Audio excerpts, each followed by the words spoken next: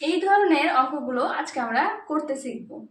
এই অঙ্ক দুটো একটু ভালো করে দেখলে দেখো যে এটা কি একই রকম দেখতে। √5 × √5 × √5, এখানেও আছে √5 × √5, তাহলে কি একই দেখতে? না, এখানে আর এখানে দেখলে দেখতে পাবো এখানে কিন্তু থেমে গেছে, মানে স্টপ হয়ে গেছে, আর এখানে ইনফিনিটি মানে চলতেই আছে। এটা কখনো শেষ হবে না, √5 × √5 করে ইনফিনিটি অবধি চলতেই আছে।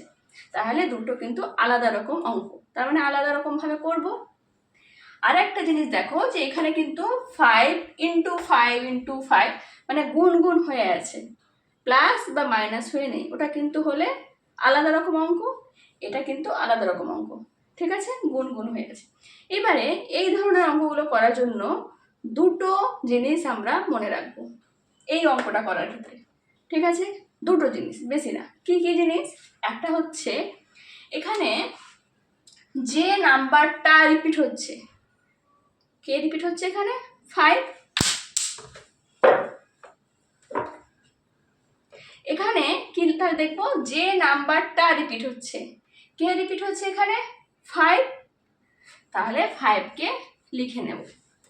ফার্স্ট কাজ কমপ্লিট। যে নাম্বারটা রিপিট হচ্ছে তাকে লিখে নিলাম, আর যতবার রিপিট হবে, ঠিক আছে, কতবার রিপিট হয়েছে এখানে 5, 1 2 3 4 5 6, 6বার রিপিট হয়েছে। সেটাকে কি করব তাহলে? সেটাকে 2-এর, সবসময় 2-এর মাথাতেই হবে, 2-এর মাথাতে সেটা বসিয়ে দেবো, ঠিক আছে?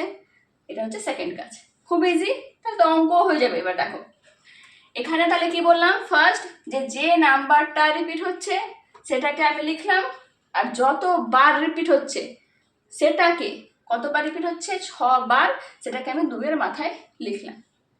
এটা ইজ ইকুয়াল টু কত আসছে বলো? এটা ইজ ইকুয়াল টু আসছে 2 × 2 = 4, 2 × 8 16 32 64, তাহলে এটা আসছে 64। এবারে কি করব, আমি 5 যেটা লিখেছি এটা কি হলো, ক্যালকুলেশন করে 64 এলো। এই যে 5টা লিখেছি মানে যেটা রিপিট হচ্ছে তার মাথার উপরে একটা দাগ দেব, দাগ দিয়ে নিচে এই 64কে বসাবো, মানে হরে 64কে বসাবো। আর লবে কে বসবে? তাহলে লবে বসবে এর থেকে 1 কম মানে 63, ঠিক আছে? এটা হয়ে গেল অ্যান্সার। সহজ। কি করলাম, যে নাম্বারটা রিপিট হচ্ছে তাকে আগে লিখে নিলাম, আর যতবার রিপিট হচ্ছে সেটাকে 2-এর মাথার উপরে লিখব। এটা যে ভ্যালুটা দেবে সেটা হবে হরে, আর তার থেকে 1 কম হবে লবে।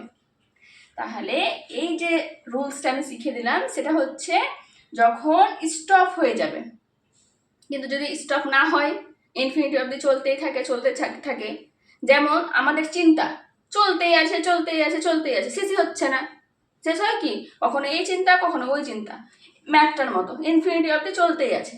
এই ক্ষেত্রে কি করব? এই ক্ষেত্রে লক্ষণ করার বিষয় হচ্ছে যে নাম্বারটা রিপিট হচ্ছে, কে রিপিট হচ্ছে এখানে? 5, সেটাই হবে এর অ্যান্সার, কিছুই না। আমরা যতই চিন্তা করি না কেন আলটিমেটলি ভেতরে কিছুই থাকে না, ফালতু চিন্তা করি। তো এই জন্য অঙ্কটা হয়ে গেল অনেকটা ওই রকম টাইপের, যে এত ভাবছিলাম যে ইনফিনিটি অবধি যাচ্ছে তাহলে কি হবে না কি হবে, কিন্তু কিছুই না। যে নাম্বারটা রিপিট হচ্ছে সেটাই হয়ে যাবে অ্যান্সার ইনফিনিটির ক্ষেত্রে। বোঝা গেছে?